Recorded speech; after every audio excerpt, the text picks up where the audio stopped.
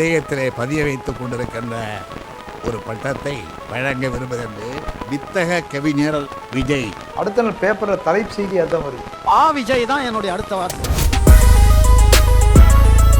12 உயிர் வைத்தான், 18 மெய் வைத்தான், எதற்கும் இருக்கட்டும் என்று ஒரு ஆயுதமும் வைத்திருக்கிறான். தமிழின் மேலே அது ஒரு வீரமொழியா, அது ஒரு ஆயுதத்தினுடைய அடையாளமாக தான் எனக்கு பட்டுச்சு. கல் தோன்றி மண் தோன்ற காலத்திலேயே அண்ட சராசரமே டுமில்னு வெடிக்கல, தமிழ்னு தான் வெடிச்சுது.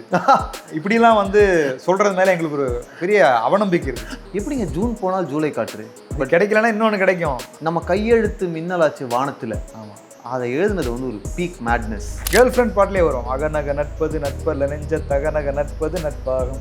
டேட்டிங் சாங்குள்ள திருவுருளை கொண்டு வந்து போட்டிருக்கோம். அர்த்தமும் இருக்கணும், சத்தமும் இருக்கணும். ஆஹா, ஓசை. குழந்தை தூங்குது, எந்த அர்த்தத்தை கேட்டு தூங்குது, அந்த அம்மா பாடுறதுல ஏதாவது பொருள் புரியுதா இருக்கு. ஓசை. வீரா விழுப்புன் அலங்காரான்னு எழுதுனீங்கல்ல, அதெல்லாம் சங்கர் சார்லாம் அப்படி கொண்டாடிட்டார். கணைக்கால் இரும்புறைன்னு சொல்லி ஒரு மன்னன் இருக்கான். 1000 விழுப்புண் அவன் முகத்தில் தாங்கியிருந்தான். சாயபயங்கர் நான் பாட்டு எழுதுறதுக்கு முன்னால் வரைக்கும் அவர் மேலே எனக்கு வேற ஒரு விதமான பார்வை இருந்துச்சு. பட்டம்பரி வட்ட நெத்தியில் சேர சந்தன காப்பு சத்தியம் சேர. பாடல் எழுதப்பட்டவனை பற்றி இங்கே யாருமே பேசலை, யாரும் பேச மறுக்கிறாங்க அல்லது மறக்கிறாங்க. அப்படிங்கிறத என்னால் இன்னைக்கு வரைக்குமே அதை ஏற்றுக்கவே முடியாத ஒரு ரணம் அது. தி மாதேவன் ஷோ. வணக்கம். வணக்கம் sir. Welcome to empower, welcome to the Mahadevan show. Vijay அவர்களை சந்திக்க போகிறோம். கண்டிப்பாக நிறைய ஹிட்டு பாடல்கள் இருக்குது. பட் ஸ்டில் நான் உங்களுடைய கவிதைகள்லேருந்து ஆரம்பிக்கணும்னு நினைக்கிறேன். தமிழ்லேருந்து ஆரம்பிக்கணும்னு நினைக்கிறேன். தமிழுக்காக, தமிழை பற்றி நீங்கள் எழுதின சில வரிகள்லேருந்து நம்ம பேச ஆரம்பிப்போம். 12 உயிர் வைத்தான், 18 மெய் வைத்தான், எதற்கும் இருக்கட்டும் என்று ஒரு ஆயுதமும் வைத்திருக்கிறான். எனக்கு ஆரம்பத்துலேருந்தே அதான் நான் படித்து வளர்ந்ததெல்லாம் கோயம்புத்தூர். ஸோ அங்கே ஆரம்பத்துலேருந்தே ஈழப் போராளிகளின் மீதும் அங்கே நடந்த போராட்டங்களின் மீதும் நான் படிக்கிற காலத்துலேருந்தே என்னுடைய கவனம் ரொம்ப அதிகமாக இருந்துச்சு. அங்கே இலக்கிய பாசறைன்னு சொல்லி ஒரு அமைப்பு இருந்தது. ஆமு தமிழினின்னு சொல்லி ஒருத்தர் நடத்திட்டு இருந்தார். கவிதை என்பது ஒரு தனி மனிதனை புகழ்வதோ அல்லது இயற்கையை பாடுவதோ அல்லது மனதுக்கு வந்ததையெல்லாம் பாடிக்கொண்டிருப்பதோ மட்டுமில்லை, அதை தாண்டி அன்னைக்கு இருக்கிற சமூக சூழலை ரொம்ப சாட்டையடி மாதிரி பிரயோகிக்கிறது தான் அப்படின்னு சொல்லி எனக்கு ஒரு புது உலகத்தை அந்த இலக்கிய பாசறை காட்டுச்சு.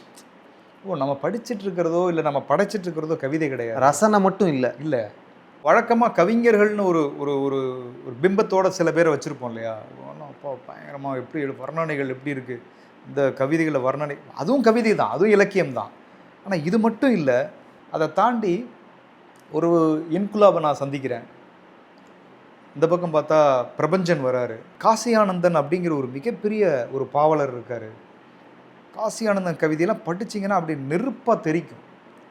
இந்த கவிதைகள் தான் எனக்குள்ள ஒரு சுவாசமாக ஓடிட்டு இருந்தது. ஒருவேளை நான் சினிமாவுக்கு வரலன்னா நான் ஒரு மிகப்பெரிய புரட்சி எழுத்தாளனாக மாறியிருப்பேன். என்னுடைய நோக்கமே, என்னுடைய பழக்க வழக்கமே அப்படி தான் இருந்தது. எப்போதும் கம்யூனிசம், இந்த பக்கம் கார்ல் மார்க்ஸ் பற்றிய வர்ணனைகள், அவங்கள பற்றிய கதைகள், அவங்க படைத்த படைப்புகள், இன்னொரு பக்கம் ஈழப் போராட்டம். ஸோ இந்த தருணத்தில் தான் நான் என்னுடைய கவிதைகள் அறிமுகமாச்சு. இங்கே தான் நான் வளர்கிறேன். கிட்டத்தட்ட ஒரு 3-4 ஆண்டுகள் நான் 10ஆவதுலேருந்து இதுக்குள்ளே தான் நான் இருக்கேன். 10th படிக்கிறதுலேருந்து? ஆமாம், 10ஆவது படிக்கும்போதுலேருந்து நான் இதுக்குள்ளே போயிட்டேன். ஸோ நான் 12ஆவது படிக்கும்போதெல்லாம் இதில் நல்லா தேர்ச்சி பெற்று இலக்கிய பாசறையினுடைய கவியரங்கத்தில் என்னுடைய கவிதைக்குன்னு ஒரு ஆடியன்ஸ் இருப்பாங்க. அடிமை நாய்கள் 1000 சொல்லட்டும், விடுதலை புலிகளுக்கே வீர வணக்கம், இப்படி தான் எங்கள் கவிதையை ஆரம்பிக்கும். அப்படி முழங்கும் கைதட்டல். அந்த ஒரு நிறத்தில் இருந்த காரணத்தால் தமிழுங்கிறதே ஒரு வீரமொழி. தமிழ் என்பது ஒரு பெண்ணின் அவயங்களை வர்ணித்து மழுங்கிடுச்சு, முனை மழுங்கிடுச்சு. இந்த தாட்டெல்லாம் எங்களுக்குள்ளே இருக்கும். இப்படிலாம் பேசிப்போம். தமிழ் இலக்கியம், சங்க இலக்கியங்கிறது என்ன, எங்கே பார்த்தாலும் கூடலையும் புணர்தலையும் சதையை விரும்பிய ஓடலையும் தான் இங்கே புலம்பியிருக்கிறாங்க அப்படிங்கலாம் எங்கள் சங்க இலக்கியம் மேலே விமர்சனங்களை வைப்போம் சபைகளில். புறநானூறுங்கிறது அண்ணன் தம்பி அடிச்சுக்கிட்ட கதை தானே, வேறு என்ன அதில் இருக்குது அப்படிங்கிறதெல்லாம் எங்களுடைய பிரச்சாரங்களாக இருந்துச்சு.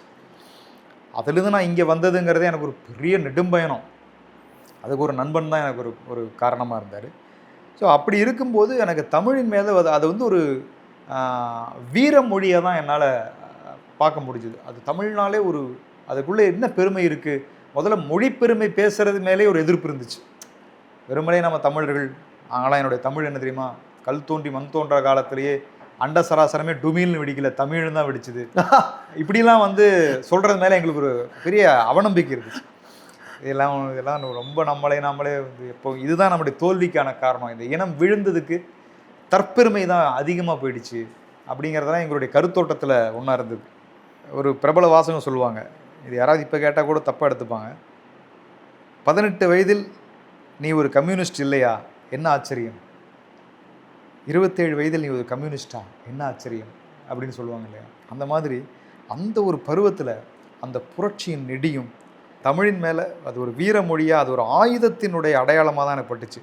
ஒருவேளை அந்த பாதிப்பு தான் இதனுடைய வரிகளாகவும், நான் இன்னும் என்ன தோழா எழுதும்போது அதுதான் எனக்கு எழுத்தோடும் ஒரு ஆயுதத்தை எங்கள் மொழியினில் சுவைக்கிறோம், கழுத்தோடு ஒரு ஆயுதத்தை எங்கள் களங்களில் சுமக்கிறோம் சொல்லி நான் அந்த விடுதலை வேங்கைகளுக்காக எழுதப்பட்ட வரிகளாக அமைஞ்சது. பிற்காலத்தில் சினிமாக்குள்ளே வந்ததுக்கப்புறம் ஒரு கவிஞனுடைய பயணம்ங்கிறது புரட்சி அல்லது சமூக சிந்தனைகள் இப்படி தான் இருக்கும், இப்படி தான் இருக்கணும். வெறுமனே வந்து காதலும் கசிந்துருகுதலுமாவே ஒரு கவிஞனுடைய போக்கு இருக்காது. அப்படி இருக்கிறது வந்து ரொம்ப அந்த அந்த அந்த நீரோட்டம் ரொம்ப சீக்கிரம் வத்திரும். ஏன்னா அந்த உணர்வு உங்களுக்குள்ள ரொம்ப அதிக காலம் நீட்டிக்க முடியாது. இப்போ நீங்கள் பாலகுமாரோட எழுத்து எடுத்துக்கிட்டிங்கன்னா, அவருடைய இளமை கால எழுத்துக்களில் பார்த்தீங்கன்னா ரொம்ப கூடுதலான தழுவல் இருக்கும். ஒரு 35 வயது ஒரு பெண்ணுக்கும் அதை ஒட்டிய வயது இருக்கிற ஒரு ஆணுக்கும் வந்து கிடைக்காமல் போன தாம்பத்தியத்தில் அவங்க 2 பேரும் சந்திப்பாங்க. அவங்களுக்குள்ளே ஏற்படுற தவிப்பை ஒரு வாசகனுக்கு உணர்த்துவர். சரி போ, இவங்க எப்படியாவது 2 பேர் சேரட்டும்பா, அந்த பக்கம் எப்போ வரும், அந்த செக்ஷுவல் டென்ஷன், அந்த டென்ஷனை நமக்கு ஏற்றுவர் மெல்ல மெல்ல மெல்ல. இது நிறைய எழுத்தாளர்கள் கையாளுவாங்க. இதுக்கப்புறம் அதே பாலகுமாரன் நான் படிக்கிறேன், அவர் கொஞ்சம் கொஞ்சமாக போகிறாரு. அதுக்கப்புறம் பார்த்தா அவருடைய எழுத்துக்கள் முதிர்ச்சி அடையுது, ஒரு ஞான தேடலாக மாறுது. அப்புறம் அவர் இந்த பக்கமே வரல, அப்படியே ஆன்மீகமாகவே இருக்குது. ஆன்மீகம்ங்கிறதோட ஒரு ஞானமாக இருக்குது. அப்படி ரொம்ப ஒரு முதிர்ந்த ஒரு ஆலமரம் ரொம்ப கனிந்த பழங்களை வந்து வழங்குற மாதிரி ரொம்ப அழகாக அப்படியே சொல்லிட்டு போவார். அங்கே அதுலேயும் அவர் அந்த காமத்தை சொல்லுவார். ஆனால் அது வந்து உங்களை அந்த பக்கம் எப்போ வருதுன்னு வெறிய தூண்டாது. அது ரொம்ப ஒரு அழகான ஒரு தீப வெளிச்சத்தில் அப்படி காட்டிட்டு போகிற மாதிரி அந்த மாதிரி பண்ணுவார். நான் இன்னும் சொல்லப்போனால் அந்த இளமை பருவத்தில் நான் அப்படிப்பட்ட கவிதைகளை எழுதலை.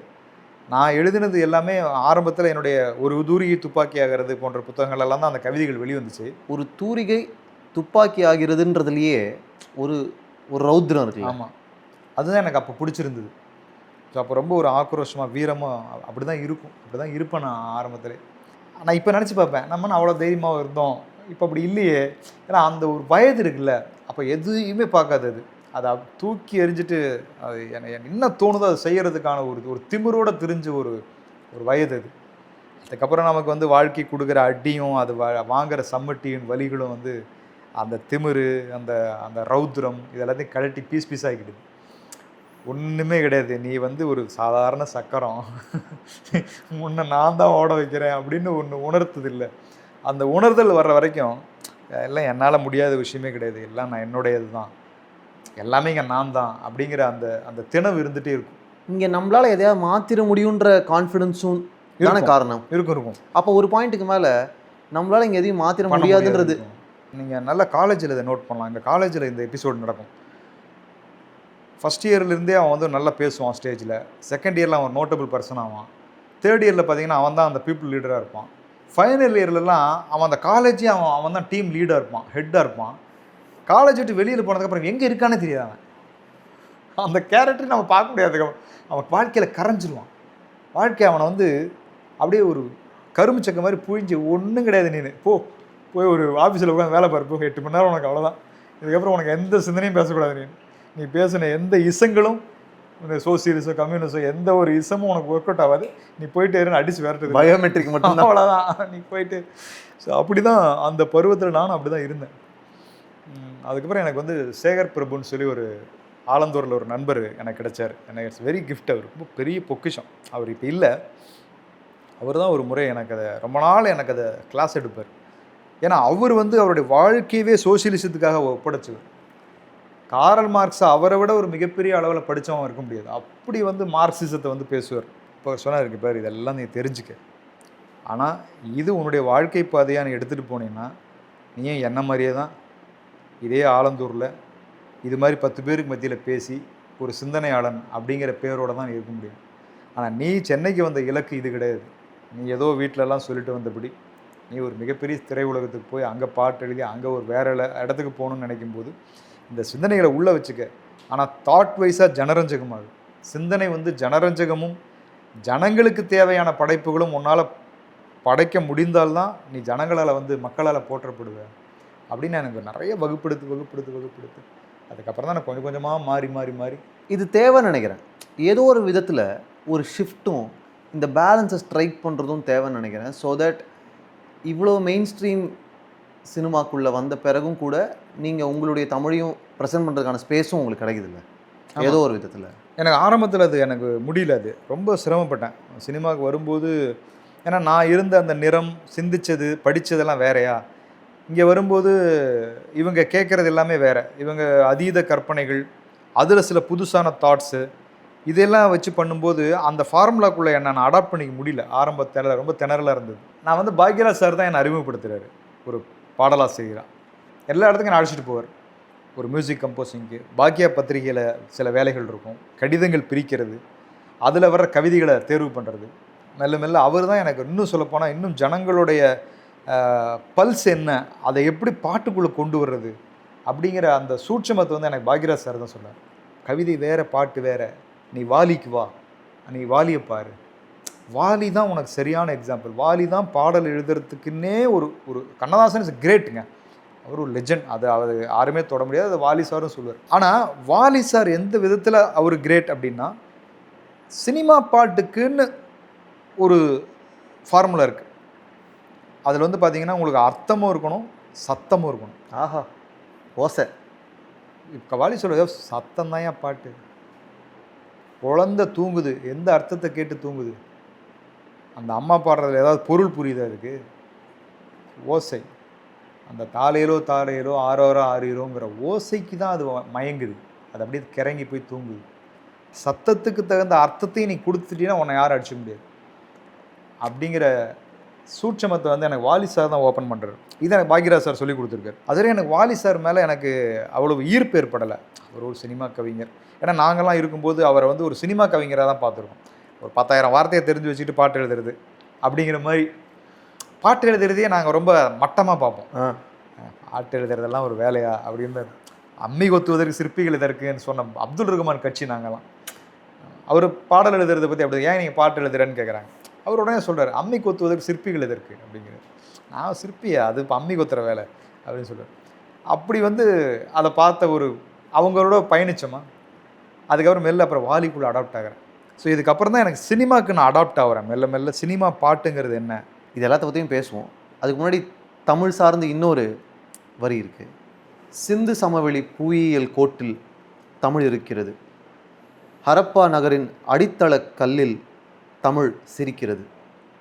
கடலுள் மூழ்கிய லெமூரியா மடியில் தமிழ் துடிக்கிறது.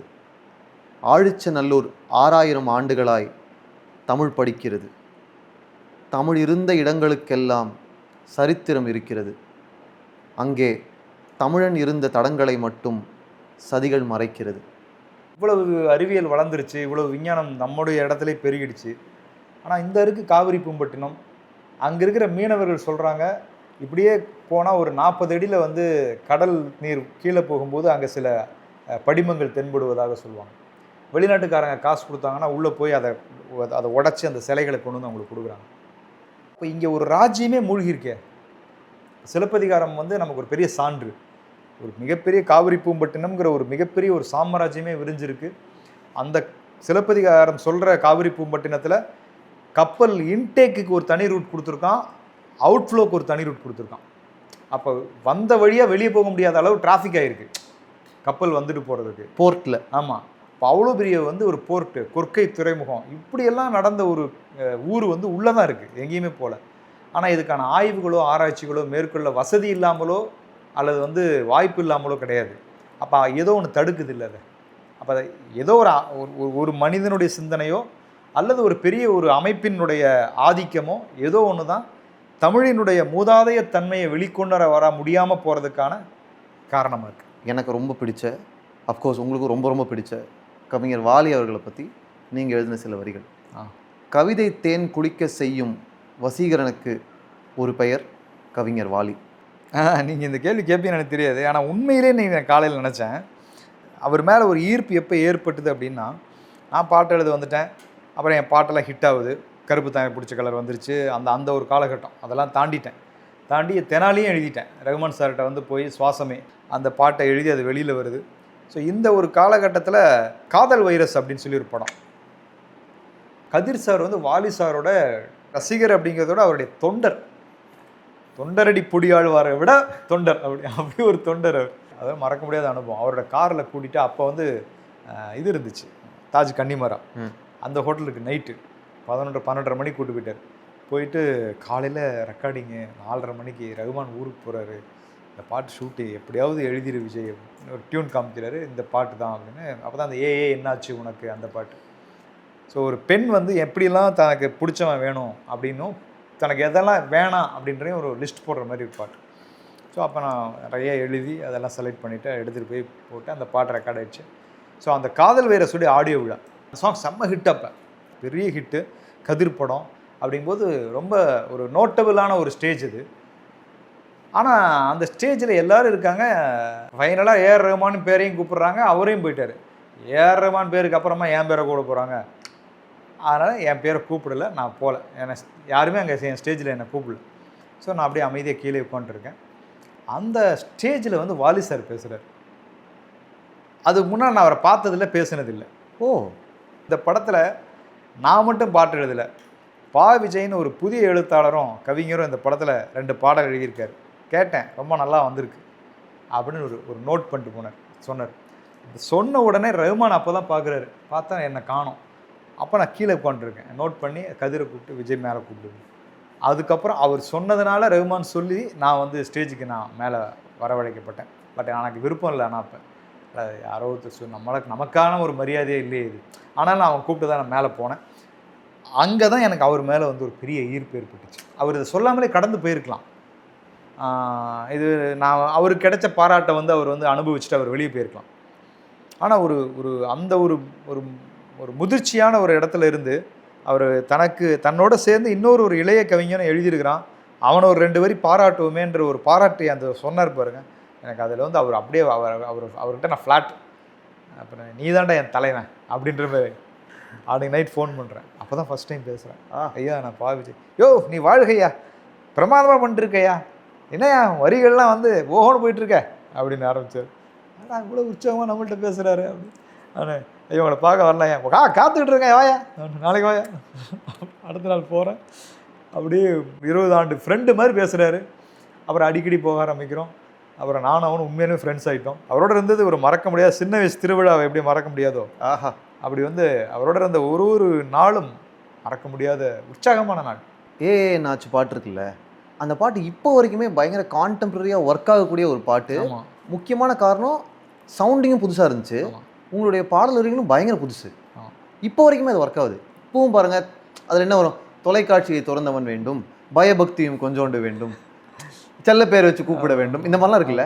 இப்போ கூட நிறைய பெண்களுடைய எக்ஸ்பெக்டேஷன் அதுவாக தானே இருக்குது. கிட்டத்தட்ட அது ஒரு பர்ஃபெக்ட் லிஸ்ட் மாதிரி ஆயிடுச்சு. அந்த பாட்டு எப்படிங்க அவ்வளோ அவ்வளோ மாடர்னாக ஒரு பாட்டு எப்படி? எல்லாத்துலேயுமே ஒரு ஃபயர் இருந்துகிட்டே இருக்கும். ஏன்னா நமக்கு வந்து இந்த கருப்பெல்லாம் எழுதும் போதெல்லாம் உண்மையே நெருப்பு மாதிரி தான் இருந்தேன் நான். கருப்பு தான் எனக்கு பிடிச்ச கருப்பு தான் பிடிச்சிப்பேன். இரவு பகல் பார்க்காம அப்போ எனக்கு என்ன எப்படி ஒரு 23 வயசு இருந்திருக்கும். அப்படியே அதே சிந்தனை தான் இருக்கும். எழுதி 300 கருப்பு அப்படியே சேரன் சார்கிட்ட கொண்டு போய் போடுறேன். பேப்பரை தூக்கி போட்டால் அப்படி பார்க்குற ஒரு புக்கு மாதிரி இருக்குது. என்னையா அது இப்படின்னு பார்க்குறாரு. 300 கருப்பு இருக்குது, புக்கு மாதிரி இருக்குது. அப்படி பஞ்ச் பண்ணி கொடுத்தேன். அதுலேருந்து செலக்ட் பண்ணி ஒரு 25 கருப்புகள் தான் பாட்டாக வந்துச்சு. அப்போல்லாம் நான் பாட்டு எழுதினாலே நான் எழுத தொட்ட 10 பல்லவி 15 சரணம் அப்படி தான் இருக்கும். புக்கு தான் ஒரு பாட்டுக்கு ஒரு புக்கு தான் எழுதிட்டே இருக்கிறது. உட்காந்து அப்படியே எழுதியில் இதில் வந்து ஒரு கட்டத்தில் ட்ரை ஆகி இப்போ இதுக்கு மேலே இதில் ஒரு வார்த்தை இனி யாராலும் எழுத முடியாது அப்படின்ற எண்ணம் வர்ற வரைக்கும் எழுதுறது. ஸோ அப்படி ஒரு வேள்வியாக ஒரு பாட்டையும் அந்த சமயத்தில் நான் வந்து எழுதிட்டுருக்கேன்.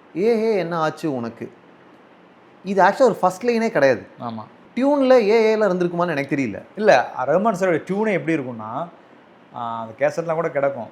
அவருடைய இந்த அவருடைய டியூனே எப்படி தான் ஒரு மாதிரி ஹம்மிங்காக இருக்கும்.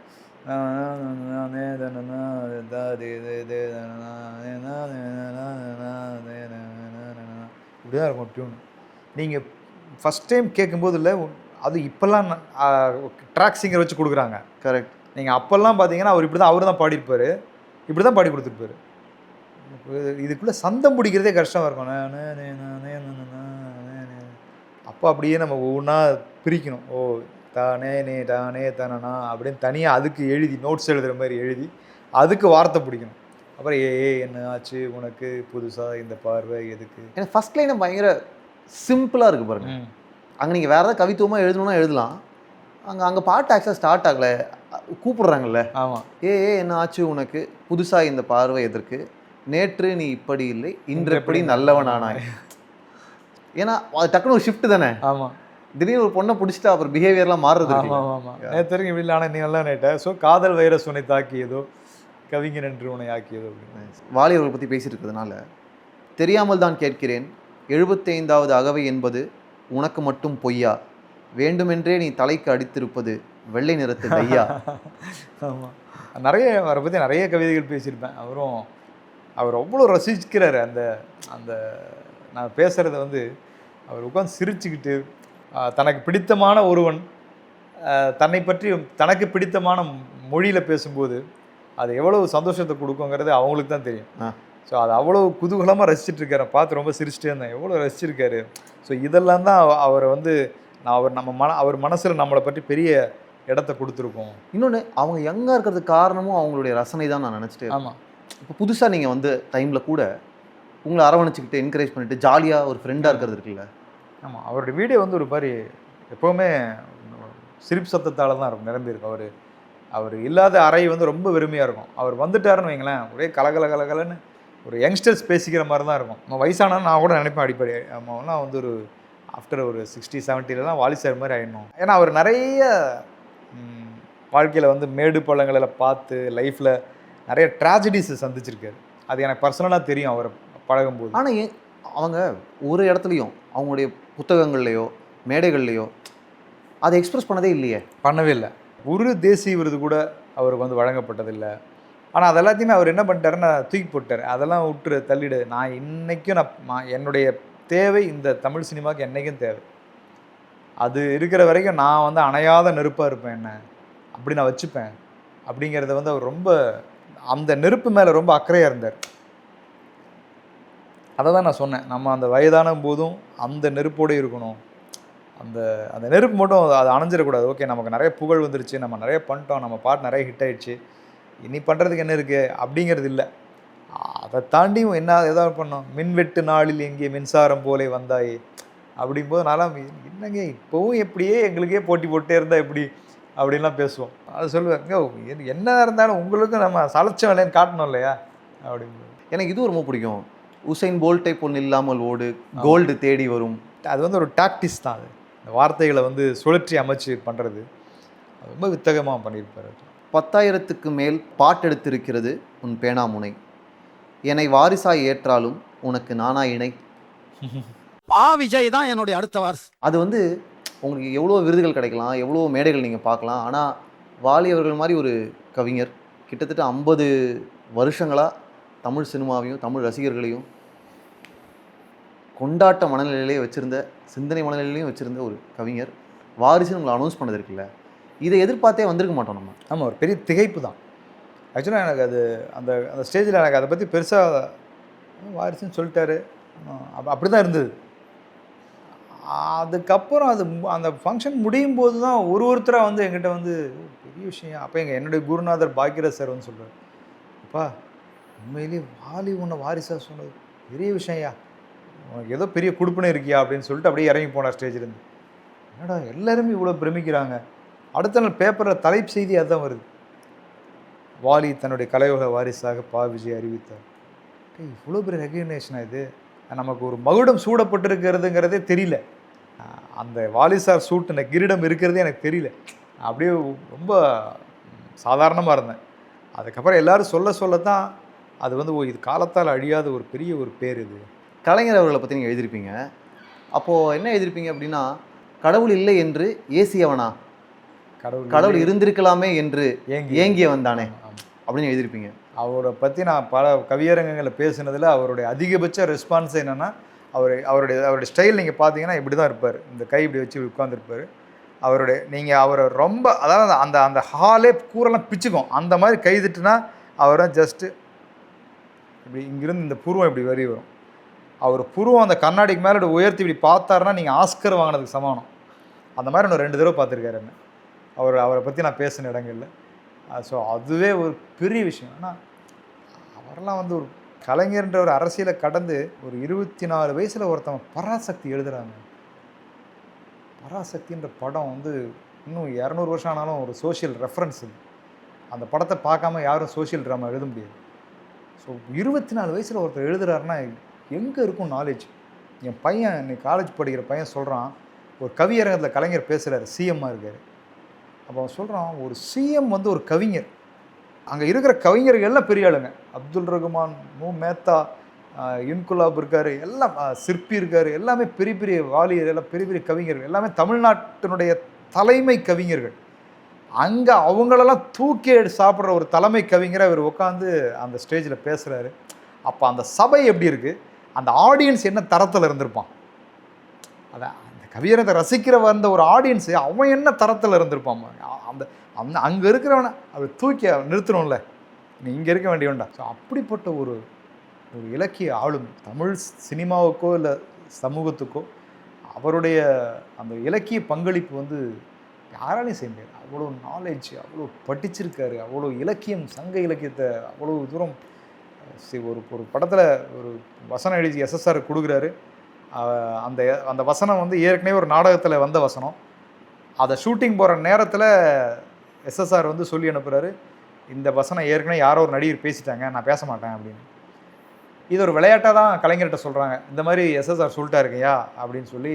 அதுக்கப்புறம் பேசுகிறேன்ட்டாரு. என்ன, ஓ அப்படி சொல்லிட்டாரா அப்படின்னு சொல்லி அந்த ஸ்பாட்டில் எழுதுவார். குடிசைதான் ஒரு உரத்தில் கூறிய வேல்வாழ் வரிசையாக அமைந்திருக்கும், வெம்பகை முடிப்பதற்கும் வையத்தை பிடிப்பதற்கும் புலியின் குகையினிலை அழகில்லை புதுமை அல்ல, கிளியும் வீசில் இருக்கும் கீழிறங்கும் தன்மையும் தரை காட்டா மானத்தின் உறைவிடம் ஆங்கே அந்த இல்லத்து வாயிலே வெள்ளத்தை சிறிது இழந்து பிடியெண்ணம் எடுத்து போட்டால் பெருநிறை கிழவி ஒருத்தின்னு புறநானூற்றை எழுதுறாருங்க. அதனால் இப்படி எழுதியிருக்கார். இந்த ஃப்ளோவில் இப்படி தான் சொல்கிறார். இந்த ஃப்ளோவில் எழுதி அப்படி கைப்பட எழுதி பேப்பர் எடுத்து எது போய் ஷூட்டிங் கொண்டே கொடுங்க. என்ன ஒரு ஆளுமை இருந்திருந்தால் அதெல்லாம் வந்திருக்கும். 100 நாள் உட்காந்த கூட வராது, அதில் ஒரு வார்த்தை கூட எழுத முடியாது. ஸோ இவ்வளோ படிச்சிருப்பார்.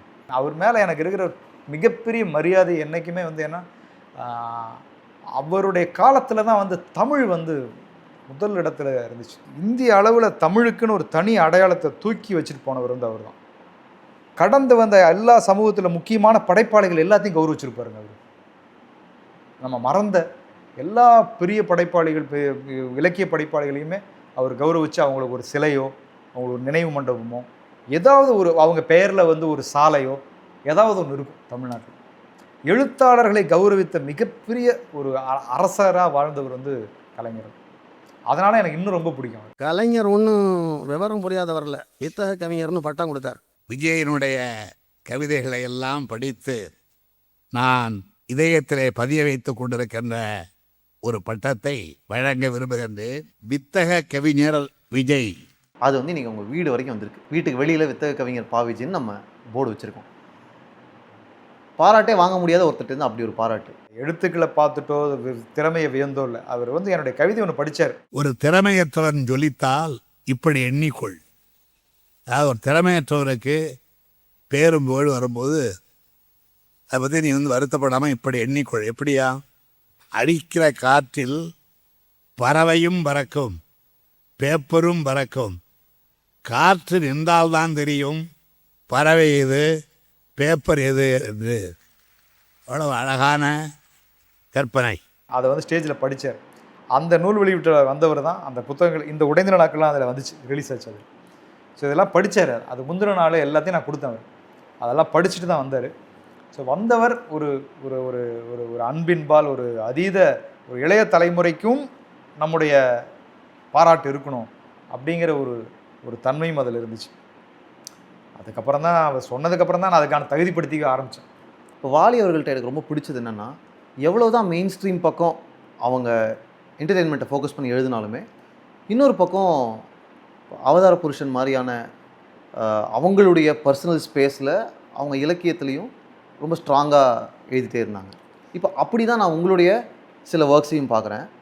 உடைந்த நிலாக்கள் பற்றி பேசணுன்றது என்னுடைய விருப்பம். நிச்சயமாக உடைந்த நிலாக்கள் ஏன் முக்கியமான ஒரு ஒர்க்குன்னு நான் ஃபீல் பண்ணுறேன்னா, ஹிஸ்ட்ரியில் இருக்கக்கூடிய சின்ன சின்ன நுவான்சஸையும், நமக்கு தெரியாத பக்கங்களையும், தெரியாத காதல்களையும், உறவுகளையும் கவிதை நடையில் நீங்கள் சொன்னது இருக்குல்ல, அது வந்து பயங்கர எக்ஸைட்டிங்காக இருந்துச்சு எனக்கு படிக்கும்போது.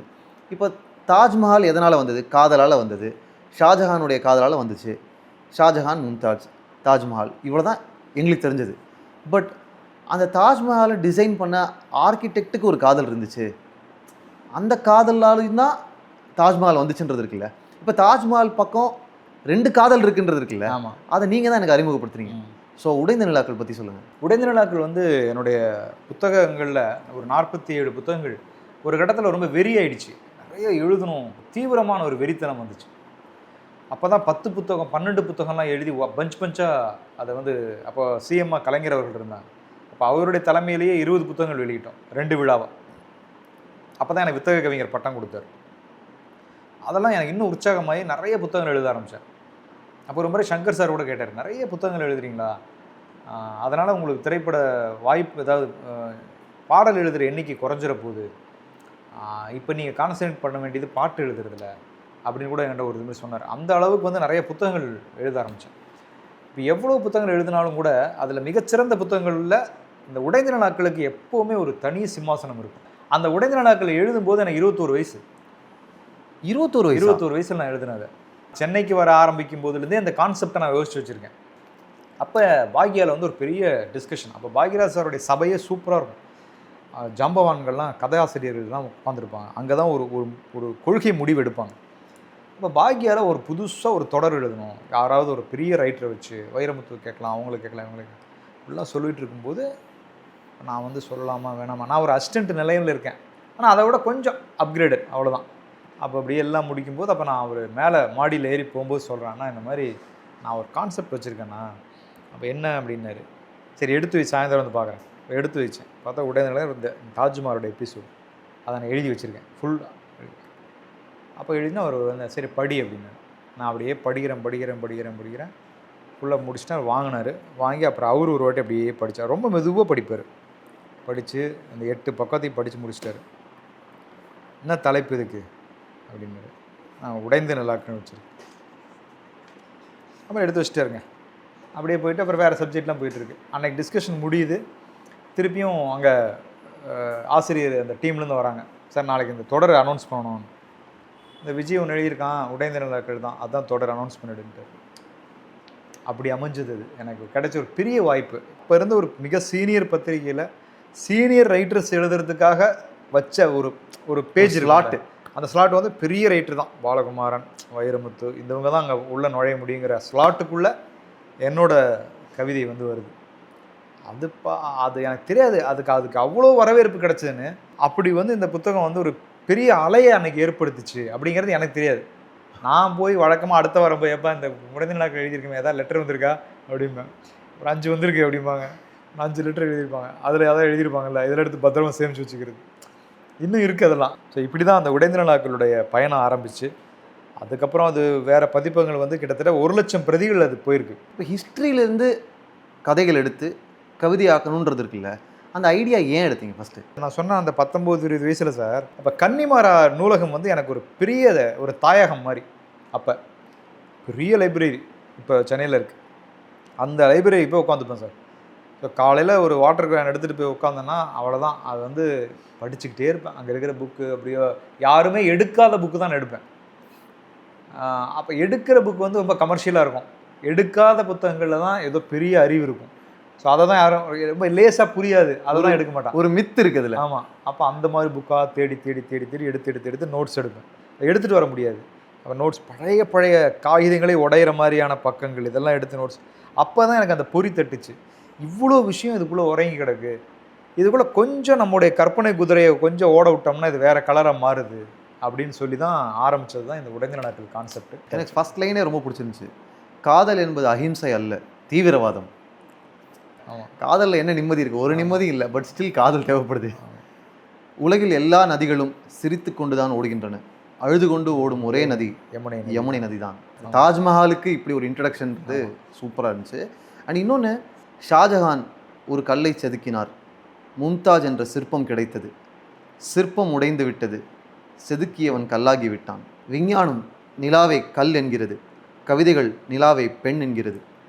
இரண்டுமே சரிதான், பெண் ஒரு கல் தான், அந்த கல் பல சிற்பிகளை செதுக்கி இருக்கிறது இப்படின்னு இதில் முதல் கவிதையில் இருக்குது. இப்போ இதே தான் ஜூன் போனால் ஜூலை காற்று பாட்டில், சிற்பி வீரர்களோ கல்லை செதுக்குமே, பெண்ணின் விழிகளோ நம்மை செதுக்குமேன்னு இருக்கு. இப்போ இந்த கனெக்ட்லாம் பார்க்கும்போது இந்த புக்கினுடைய முதல் கவிதையில் இருந்த ஒரு சின்ன சிந்தனை ஜூன் போனால் ஜூலை காற்று வரைக்கும் வந்திருக்குல்ல. இப்போ நீங்கள் சொல்லும்போது தான் எனக்கு தெரியுது, இங்கே இருந்த ஒரு சிந்தனை வந்து எங்கேயோ தெரிச்சு அங்கே போய் விழுந்திருக்கும். இந்த புத்தகம் வாசித்தலும் அந்த வயசில் வந்து நிறைய புத்தகங்கள் எழுதுனதும் தான் எனக்கு நிறைய பாட்டு எழுதுறதுக்கான அதுக்கு தேவைப்படுற அந்த எரிபொருளை வந்து இதுதான் கொடுத்துச்சு. ஒரு பிரம்மாண்டமான கண்ணீர் துளி அப்படின்னு நீங்கள் தாஜ்மஹாலை சொன்னது வந்து எனக்கு நல்லா இருக்கே. இதில் இன்னொரு முக்கியமான ஒரு இன்ஃபர்மேஷன் எனக்கு கிடச்சிது. தமிழகத்திலிருந்து முகலாயர்களுக்கு செலுத்திய கப்பங்களில் மாம்பழமும் ஒன்று. நான் படித்த விஷயம் அது. நிறைய நான் அங்கேருந்து படித்து தான் எடுத்தேன். முகலாயர்களுக்கு வந்து கொடுக்குற நிறைய கப்பங்கள் கொண்டு போகும்போது இந்த மாம்பழத்தையும் ஒரு சீர்வரிசையாக கொண்டு போய் அங்கே சமர்ப்பித்து வச்சுருக்காங்க. அதுக்கப்புறம் தான் மாம்பழம் இங்கிருந்து வடநாடுகளுக்கும் பரவி இருக்கு. பெரும்பாலும் நான் இந்த மாதிரி கிடைக்கிற தகவல் எல்லாத்தையும் எங்கெங்கெல்லாம் அதை சேர்க்க முடியுமோ அவர் நோட் போட்டு வச்சுருப்பேன். அதெல்லாம் எடுத்து இந்த டேட்டா மாதிரி எடுத்து அங்கங்கே அதை கவிதையாக்கிட்டே இருக்கிறது. உங்களுக்கு இது தெரியும்ல, இங்கிலாந்துடைய குவீனுக்கு ஒரு ஃப்ரெண்ட் இருந்தார், ஒரு இந்தியன் ஃப்ரெண்டு. அவங்க வந்து மாம்பழம் பற்றி பேசி மாம்பழத்தினாலே அவங்களுக்கு ஒரு நட்பு வந்துச்சு. அப்புறம் அவங்க வரும்போது இந்த மாம்பழத்தை வந்து அவங்க கேட்டு வாங்கி சாப்பிட்றாங்க அப்படிங்கிற கதையெல்லாம் அதுக்கப்புறம் நான் படிக்கிறேன்.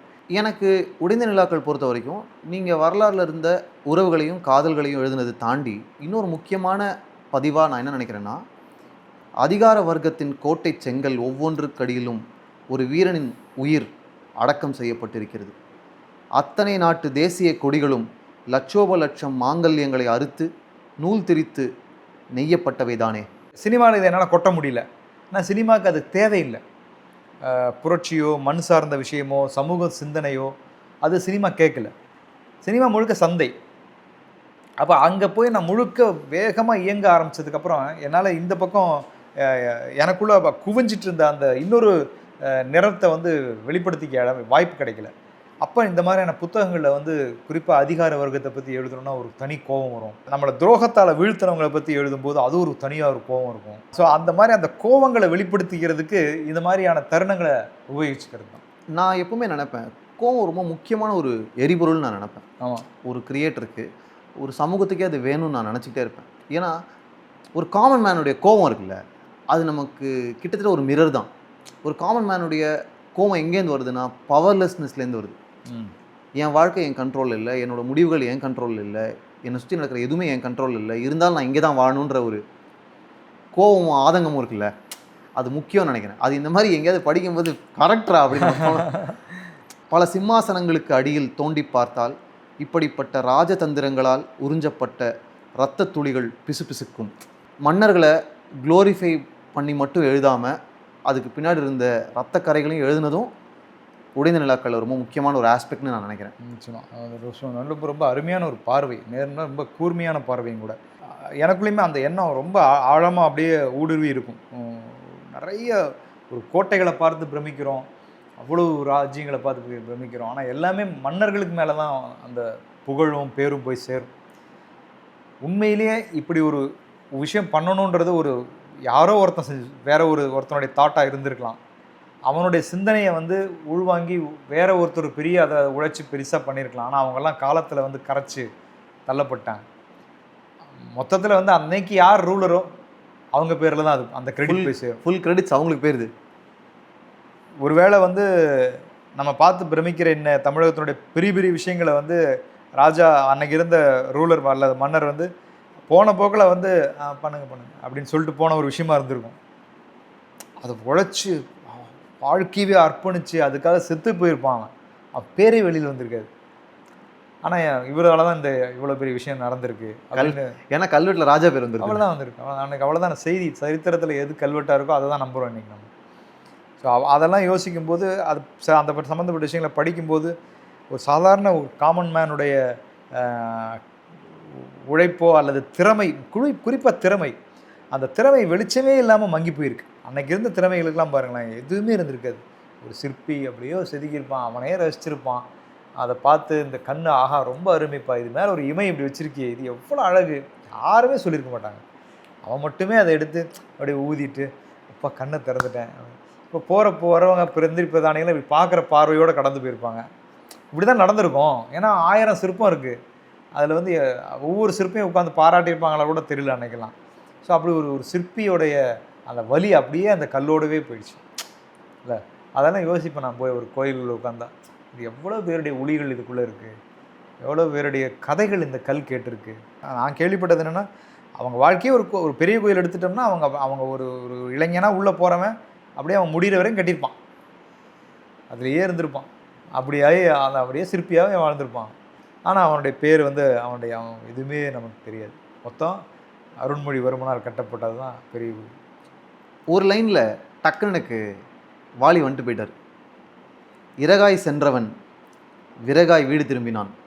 இது எனக்கு எப்படி இருந்துச்சுன்னா, அவதார புருஷனில் வாலி ஒருத்தர் எழுதியிருப்பாங்க, ராமனுக்கு ராஜ்யம் பரதனுக்கோ பூஜ்யம் அப்படின்னு. ஜூன் போனால் பற்றி பேசணும்ல, என்ன ஆச்சு, எப்படி ஒரு ஃபஸ்ட் லைன் வந்து ஃபஸ்ட் லைன் மாதிரியே தெரியலையோ அந்த மாதிரி தான் ஜூன் போனாலும். எப்படிங்க ஜூன் போனால் ஜூலை காற்று பட் கிடைக்கலன்னா இன்னொன்று கிடைக்கும், அதை ஏன் அதை போட்டு அவ்வளோ வருத்திக்கிற ஒன்று அப்படிங்கிற ஒரு தாட்டை தான், அந்த ஒரு சிந்தனை தான். எதையுமே வாழ்க்கையில் லேசாக எடுத்துக்கோ, போட்டு மண்டையில் போட்டு எதையும் பெரிய ஒரு கல்லை கட்டிட்டு போக வேண்டியதில்லை. ஜூன் போனால் ஜூலை காற்று, அவ்வளோதான். அதனால் நிறைய பாட்டை நான் வந்து எனக்கே எழுதிக்கிறது தான். எதெல்லாம் நம்மளால் செய்யணும்னு தோணுதோ, எதெல்லாம் செய்ய முடியலையோ அதெல்லாம் தான் ஒரு படைப்பாக வெளியில் வரும். விஜய்க்கும் ஜூன் ஜூலைக்கும் என்ன சம்மந்தம்? ஏன்னா 2-3 பாட்டில் ஜூன் ஜூலை வந்துகிட்டே இருக்குது. ஜூலை மலர்களே இருக்குது, ஜூன் ஜூலை மாதத்தில்னு ஒரு பாட்டு இருக்குது. அப்படி நீங்கள் தொகுத்து சொல்லும்போது தான் ஒரு ஜூன் ஜூலை நம்ம 2-3 பாட்டு எழுதிட்டோமோ அப்படின்னு சொல்லி தோணும். எராட்டிசிசம் பற்றி நம்ம பேசலாம். முதல்ல காதலை ஃபீல் பண்ணுறதை பற்றி பேசலாம். இது காதலா ஃப்ரம் துள்ளுவதோ இளமை. அது வந்து டியூனாகவே பயங்கரமாக இருக்கும். டியூன் கேட்டாலே லவ் பண்ணு தான் தோணும். அப்போ அந்த டியூனில் ஒரு ஜோஷ் இருக்குல்ல, ஃபஸ்ட்டு அந்த காதலை ஃபீல் பண்ணுற ஜோஷ் இருக்குல்ல, அது நீங்கள் வந்து புதிதாக எந்த நெஞ்சுக்குள் பாயும் ரத்தம், உறங்கும்போது ஏதேதோ உடல் சத்தம், கனவுக்குள்ளே கண்ணாடி வளையல் யுத்தம், என் கவிதைக்கு இருக்குக்கு எல்லாமே நீதான் அர்த்தம். ஓகே, அடுத்த லைன் தான் ஹைலைட் ஆக்சுவலாக. உயிர் கூந்தல் ஏறி ஓடி போனதே. இது காதலா வந்து ரொம்ப உண்மையிலேயே ரொம்ப அழகான ஒரு படைப்பு இது. அது வந்து யுவன் எல்லாம் வந்து ரொம்ப அப்போ தான் நெருங்கி பழகி ரொம்ப நண்பர்களாகிறோம். மியூசிக் டைரக்டராகவும் அவர் இல்லாமல், நான் வந்து ஒரு லிரிசிஸ்டாக இல்லாமல், செல்வராகவன் வந்து ஒரு டைரக்டராக இல்லாமல், எல்லாருமே ரொம்ப ஒரு ஃப்ரெண்ட்லியாக ரொம்ப நண்பர்களாக ஏதாவது ஒன்று வந்து நம்ம ஒரு பெருசாக ஒன்று பண்ணணும், ஆனால் அது வந்து உணர்வுபூர்வமாக இருக்கணும். அப்படிங்கும்போது அப்படியே உட்காந்து எழுதணும். செல்வராகவனும் நானும் அப்படியே உட்காந்து அப்படியே எழுதுகிறோம். அப்படி எனக்கு அதே புது எக்ஸ்பீரியன்ஸ். அப்படி தான் இந்த இது காதலை உருவாக ஆரம்பிச்சு. அப்படியே மெல்ல எழுதுகிறோம். அதுக்கு வேறு ஒரு தாட் அவர் சொல்கிறாரு, இப்படியெல்லாம் இருக்கலாம் அப்படின்னு அவர் சந்தித்த சில காதல்கள் எல்லாம் சொல்கிறாரு. ஸோ இதெல்லாம் சேர்ந்து தான் அந்த இது காதலை பாட்டு உருவாச்சு. அதே படத்தில் வயது வாவா பாட்டு இருக்குல்ல, அது பயங்கர ஹாட் சாங். யா, இப்போ அதான் எராட்டிசிசம் பற்றி பேசும்போது தான் ஏன் அது ரொம்ப முக்கியமாக இருக்குன்னா, என்னாச்சு பாட்டில் ஃபஸ்ட் லைன் என்ன, நேற்று நீ இப்படி இல்லை இன்று எப்படி நல்லவன் ஆனாய். There is a sudden shift. வயது வாவா சொல்கிறது, இனியும் தடை என்ன கேட்கிறது, உனக்கும் எனக்கும் மத்தியிலே ஒரு மதில் சுவர் தான் இன்று எழுகிறது. திடீர்னு நம்ம 2 பேருக்கு நடுவில் ஒரு சரி சுவரே வந்துருச்சு. திடீர்னு ஒரு கேப் வந்த மாதிரி இருக்கே, திடீர்னு நம்மளை எது தடுக்குது. உன் நிர்வாணமும் கூட அடி சாதாரணம் நேற்று, கால் கெண்டையின் வெண்மை அது தீ மூட்டுது இன்று. கால் கெண்டையின் வெண்மை அதை நானே நிறைய நேரம் அனுபவித்த ஒரு விஷயந்தான். ஒரு ஒரு ஒரு நம்ம அந்த வயதில் ஒரு 19-20 வயசில் வந்து ஒரு பெண் அப்படிங்கிறது நமக்கு ஒரு பெரிய தேடலாக இருக்கும். விளங்கி கொள்ள முடியாத ஒரு வேட்கை அது அப்போ இருக்கிற அந்த வயதில் ஒரு வாலிபனுக்கு. சாதாரணமாக ஒரு மழையில் நடந்து போகும்போது ஒரு கால் கெண்டையின் வெண்மை வந்து அது மறக்க முடியாத ஒரு ஷார்ட்டாக என் மனசில் வந்து பதிஞ்சிருச்சு. அது அப்படியே மனசில் போய் வேறு மாதிரி ஒரு கிளர்ச்சி ஏற்படுத்துது. நேற்று வரைக்கும் பார்த்த பொண்ணு தான், ஆனால் இன்னைக்கு நீ வேறையா தெரியுது. ஆனால் அவனுக்கு தெரியல அது என்ன ஒரு அழகுன்னா, அவன் வேடம் இல்லை அது. அந்த தருணத்தில் அந்த 21 வயசு பையனுக்குள்ளே இருக்கிறது வேஷம் அவனுக்கு போட தெரியாது. அவன் உண்மையான காதலில் தான் இருந்திருப்பான். வாழ்க்கையை உங்களுக்கு வேறு பேருடைய வாழ்க்கையை அறிமுகப்படுத்த தான் உங்களுக்கு மனசில் அழுக்கு படிமான ஆரம்பிக்கும். நீங்கள் ரொம்ப இளம் வயதில் இருக்கும்போதில் உங்கள் மனசில் அழுக்கு இருக்காது. ஸோ அதனால தான் முதல் காதல் வந்து அப்படியே அழியாமல் ஏன் இருக்குன்னா, அது அழுக்கே இல்லாத நேரத்தில் பூத்த ஒரு பூ அது. அதில் கால் கெண்டையின் மென்மை போதும். அதுவே அதுதான் அவன் சாட்டிஸ்ஃபை ஆகிட்டான். எனக்கு இது போதும், இதை வச்சே நான் வந்து என்னுடைய லைஃப் வாழ்ந்துக்கிறேன், இதுக்கு மேலெல்லாம் உங்கள்கிட்ட நான் எதுவும் கேட்கல அப்படின்னு ஒரு நாகரீகமாக ஒதுங்கி போயிடுறான். ஸோ இப்படி இருக்குது அந்த காதல். இதில் எங்கே ஒரு கவித்துவம் ஆட் ஆகிடுதுன்னா, காதல் நிலவே வெளிச்சம் வேண்டாம் போய்விடு. ஏன் வெளிச்சம் வேணாம் எனக்கு அப்படின்னா, கண்கள் மூடி கனவில் நானும் அவளை சேரும் காலம் இது, அதனால வெளிச்சம் வேண்டாம். அங்கே வந்து இன்னொரு எக்ஸ்ட்ரா கவித்துவம் ஆட் ஆகிடுது அந்த பாட்டில். இதெல்லாம் வந்து நான் சங்க இலக்கியங்களில் வந்து நிறையா அப்போ படிச்சுட்டு இருப்பேன். அகநானூறு நிறைய படிக்கிறது. பெரும்பாலும் அகத்துறை சார்ந்த பாடல்கள் எனக்கு ரொம்ப பிடிக்கும். அதனால் நிறைய அந்த மாதிரியான பாட்டுகள் நிறைய படிப்பேன். அதுவும் குறிப்பாக வந்து முத்தொள்ளாயிரம்னு ஒரு தொகுப்பு இருக்குது சங்க இலக்கியத்தில். அந்த முத்தொள்ளாயிரத்தில் இருக்கிற மாதிரியான எக்ஸ்ட்ரீம் எராட்டிசம் வந்து எங்கேயுமே இருக்காது. அவ்வளோ எராட்டிசம் அதோடைய உச்சத்தை வந்து அவன் இலக்கியமாக வடிச்சிருப்பான். அந்த முத்தொள்ளாயிரம் மொத்தமுமே ஒரு முத்தத்தினுடைய 900 தான், அப்படி இருக்கும். இந்த சினிமாவுக்கு வந்ததுக்கப்புறம் இது இரட்டையர்த்த பாட்டு, ஐயோ நேற்று கூட ஒருத்தர் போட்டிருந்தார், அசைந்தாடும் காற்று பாட்டில் நான் ஒரு வரி எழுதியிருப்பேன். உற்சவம் போது உச்சியை கோதுன்னு சொல்லி ஒரு வரி வரும். அதை எழுதி ஒருத்தர் பிராக்கெட் போட்டார், அப்பா பா விஜய் போதும்ப்பா ஆராய்ச்சி நிறுத்துப்பா அப்படின்னு சொல்லி ஒரு பிராக்கெட். சும்மா அது ஒரு ஃபன்னாக ஒரு ஜாலியாக தான் போட்டிருந்தார். ஆனால் இதெல்லாம் ஒன்றுமே இல்லை. இதை விட அதிகமாக விரிவாக எழுதப்பட்ட இலக்கியமே இருக்குது. அதில் ஒரு பெண்ணை பற்றி அவ்வளவு அக்குவர் ஆணுவரையாக ஒரு வர்ணனை இருக்கும். கூச்சமே இல்லாமல் ஒருத்தன் வந்து ஒரு பெண்ணை எப்படிலாம் ரசிக்க முடியும், இது ஏன்டா இவங்க இவ்வளோ தூரம் பெருசாக தூக்கி பிடிச்சி புலம்பிகிட்டு இருக்காங்க அப்படின்னு தோணும். அப்போ இவங்களாம் அதை படிக்கலை. அதை இலக்கியம்னு சொல்லி எடுத்து பின்பக்கம் வச்சிருக்கிறாங்களே தவிர அதை எடுத்து இன்னும் யாரும் படிக்கலை.